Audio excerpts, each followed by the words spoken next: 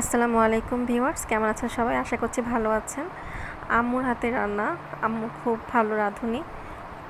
আম্মুর সবগুলো রান্নাই খুব মজা হয়েছিল। ফ্রাইডেতে আমাদের স্পেশাল খাবার সবগুলো আম্মুই রান্না করেছে।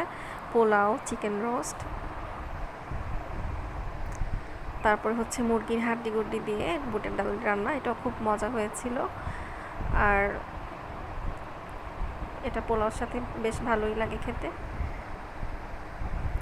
সাথে ছিল বিফ ঝাল কারি, এটাও ভালো লেগেছে খেতে। আম্মুর হাতে বানানো ঘন দুধ জাল করে এই দইটা করা হয়, খুবই মজা। আর আম্মুর হাতের জর্দা সেমাই কোনোটা থেকে কোনোটা কম না। আর এগুলো হচ্ছে আমার দুলাভাই নিয়ে এসেছে মিষ্টি, এগুলো খুব মজা, বিক্রমপুর সুইটসের।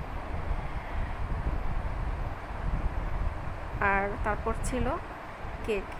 এটা আসলে একটা ছোটোখাটো ফ্যামিলি গেট টুগেদার ছিল, খুবই ভালো লেগেছে।